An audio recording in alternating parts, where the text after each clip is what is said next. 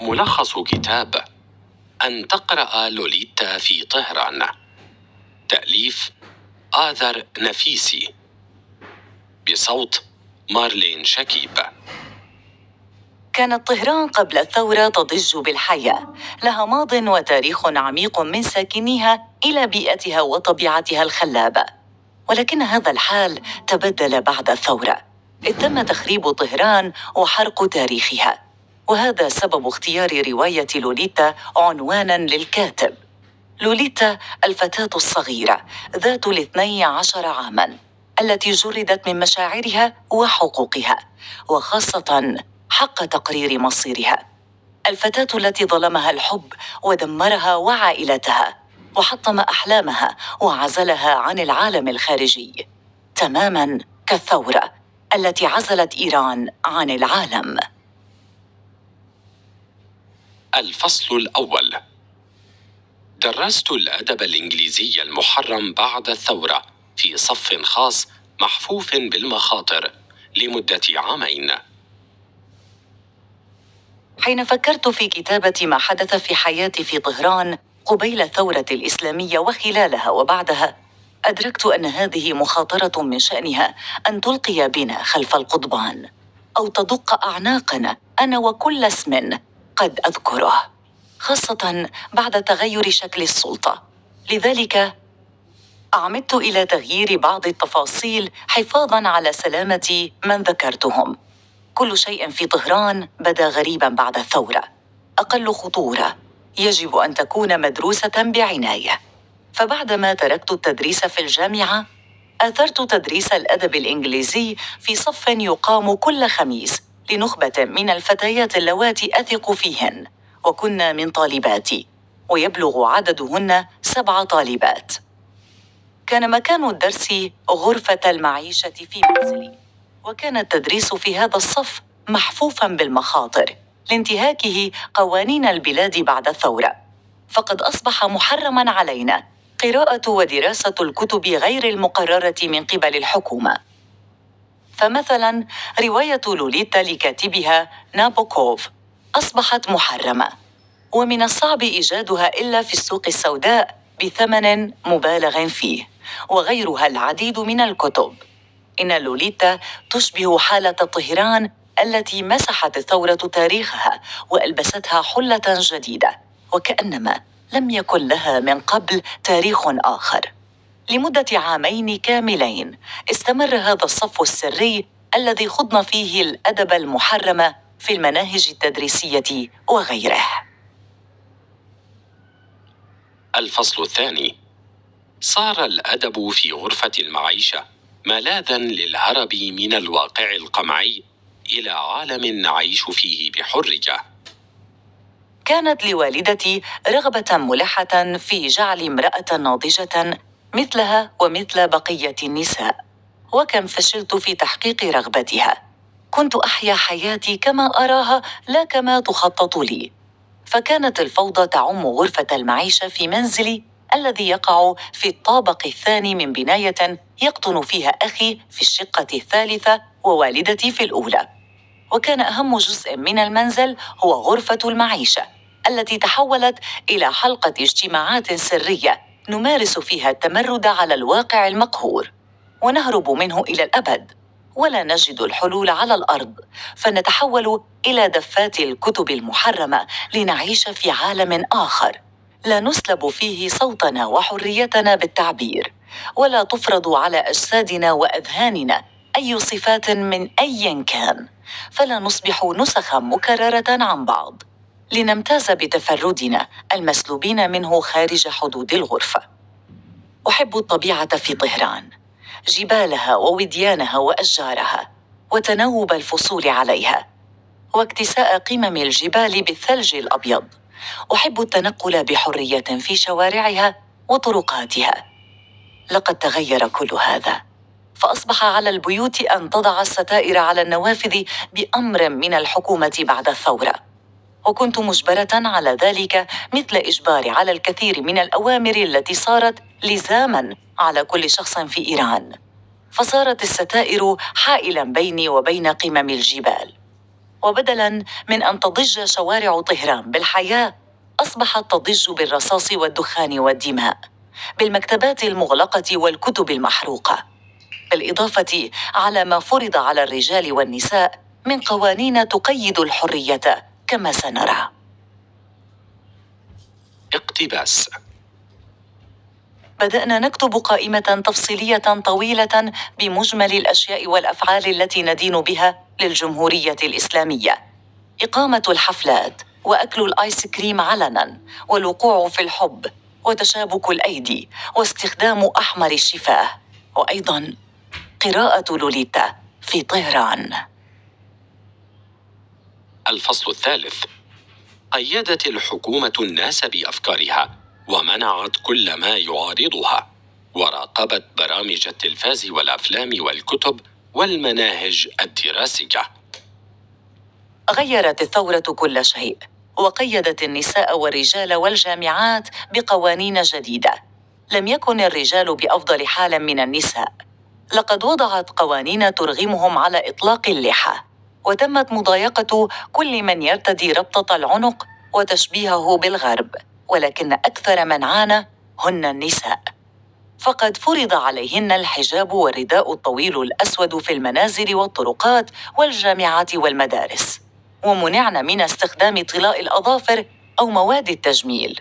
امتلأت الشوارع بالميليشيات الأخلاقية التي تراقب أوضاع النساء، إذ لا يسمح للمرأة بالسير في الشارع مع رجل إلا إذا كان أباها أو أخاها أو زوجها.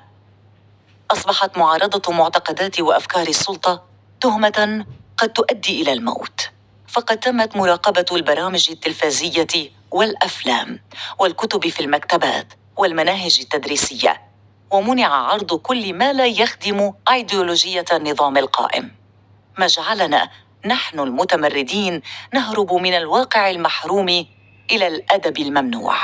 فقرأنا في غرفة المعيشة العديد من روايات الأدب العالمي، وقمنا بدراسة شخصياتها وتحليلها، لعلنا نجد فيها ذواتنا الحقيقية التي تم طمسها في محاولة منا لإيجاد أصواتنا من أجل الاستمرار بفعل العيش، خاصة في ظل القوانين القمعية التي طالت الحياة الشخصية للمواطنين. الفصل الرابع: طال القمع الكبير والصغير، وكان والدي وابنتي من الضحايا. كان أبي محافظاً لبلدية طهران قبل الثورة، التي بعد أن اندلعت تم اعتقاله لمعارضته لها وما تحمله من أفكار. حينها كنت طالبة أدرس في سويسرا آنذاك. انتابني الفزع من تلك الحادثة، وهو ذات الفزع الذي استمر طويلاً يؤرق نومي ويقض مضجعي، أنا والعديد ممن عانوا من آثار الثورة. ولو عدت إلى الوراء سوف أجد أن الدافع وراء التمرد على الحكومة وتكوين هذا الصف وقراءة رواية لوليتا بالتحديد هو رغبتنا العميقة بانتصار الحق والتمسك بالأمل. فعلى الرغم من أن هذه الرواية مأساوية، إلا أن هنالك رغبة مخفية تدفعنا إلى قراءتها بشغف. فماذا لو كانت لوليتا أنا أو إحدى طالباتي؟ لا يمكن عزل المشاكل الشخصية الواقعية عن تلك التي نجدها في الأدب والقصص، فالانحطاط الأخلاقي طال الصغير والكبير، فقد كانت هنالك قوانين صارمة تمارس على الجميع، منها ما حدث مع ابنتي الصغيرة في المدرسة، حين قامت مديرة المدرسة بقص أظافر طفلة أخرى عائدة حديثا من أمريكا، فنزف الدم من أصابع الصغيرة، وأرغمت ابنتي على عدم التدخل مثل كل الطالبات اللواتي وقفن بلا حول ولا قوة، يشهدن الموقف ويرددن شعارات مثل الموت لأمريكا. مشاهد مماثلة كانت تحدث في الشارع والجامعة وفي كل مكان. لم تعد الحياة تطاق، ولم يتوقف الانحطاط الأخلاقي عند هذا الحد، بل شمل التحرش بالفتيات الصغيرات. اقتباس: كان علينا أن نضيء لبعضنا زوايا في الروح لم نكن نعلم حتى بوجودها. الفصل الخامس: طال تحرش الفتيات الصغيرات في طهران، كما طال لوليتا في الرواية. ما ميز رواية لوليتا أنها أثارت جدلاً واسعاً بين النقاد، فكان هناك المحب للرواية والكاره لها، والمتذوق لعذوبة الكلمات ودقة الوصف، وأيضاً كان هناك الدائن لطفلة وقعت ضحية للتحرش. كما يتم تجريم ضحية الاغتصاب في عالمنا اليوم ولومها. كان هدف الصف الذي أقمته مع عدة فتيات ذكيات متمرسات ناقدات متذوقات للعلم هو إعطاء الضحية حق الدفاع عن نفسها، لمحاكاة واقع نساء طهران اللواتي لم يمنحن الحق في الدفاع عن أنفسهن. ففي الرواية يهدف رجل أربعيني إلى تزوج طفلة في 12 من عمرها واغتصابها، وعلى أرض واقع طهران بعد الثورة خفض سن الزواج إلى 9 سنين، أي أن هذه الطفلة في الرواية كانت ستصبح زوجة على أرض واقعنا. وقد بدأت الأزمة تخرج من طيات الكتب إلى طاولة النقاش في صفنا، وها نحن نتناول الموضوع الأخلاقي الذي لم يفلح في منع الرجل الأربعيني من اغتصاب طفلة صغيرة، ومن تعاطف الناس مع هذا الرجل بسبب أسلوبه اللطيف وقدرته على إبهار الجمهور. ولكن الدافع الأخلاقي لم يقتصر على الرواية فحسب، بل قفز إلى الواقع، إلى قصة حقيقية كانت قد حدثت مع إحدى طالباتي وهي نسرين، إذ وجدنا أن كل المبررات الأخلاقية والدينية لم تمنع عمها من التحرش بها وهي صغيرة. وهي قصة يمكن أن تحدث لكل واحدة منا في الواقع كما في الروايات. الفصل السادس.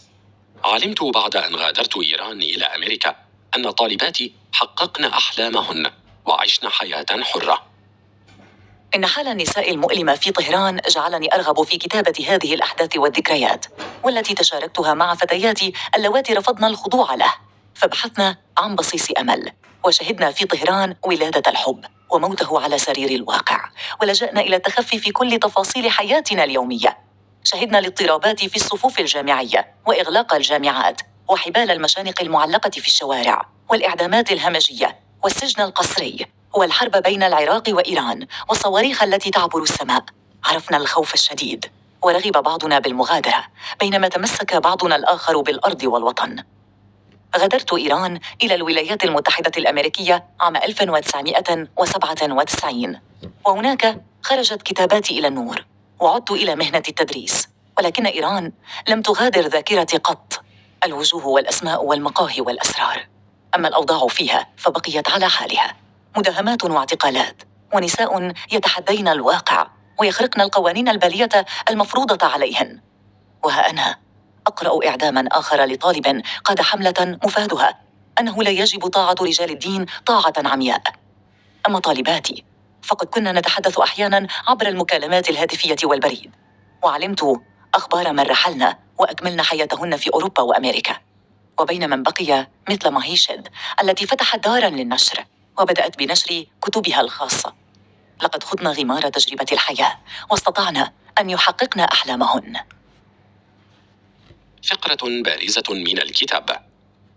في كل صباح ومع إشراقة الشمس الروتينية وأنا أفيق من نومي وأضع حجابي أمام المرآة لكي أخرج من بيتي فأغدو جزءاً مما نسميه الواقع، أعلم كذلك بأن ثمة أنا أخرى أصبحت عارية على صفحات كتاب من عالم آخر هو عالم الخيال، وأعلم أنني غدوت ثابتة خالدة مثل تمثال لرودان.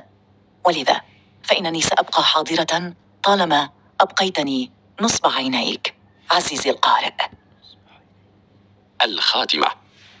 كان للثورة في إيران وجه آخر، وجه قمعي ظالم قيد حرية الرأي وتدخل في الحريات الشخصية وحظر كل ما يعارض معتقداته الفكرية، فامتلأت السجون بالمعتقلين السياسيين، وفرضت رقابة صارمة على المنشورات ووسائل الإعلام المقروءة والمسموعة والمرئية. فكان الصف المحرم في غرفة المعيشة هو المتنفس الوحيد للكاتبة آذر النفيسي وطالباتها السبعة، ففيه تعرفنا على عالم جديد يفتح لهن نافذة الأدب المحرم، وخاصة رواية لوليتا التي لامست ذواتهن وشابهت مجتمعهن الذي تتعرض فيه الفتيات الصغار للتحرش والزواج المبكر. فمضت تلك الفتيات في هذا العالم بكل ثقة وإرادة ليحققن أحلامهن ويطلقن صيحات الحرية بكل فخر واعتزاز.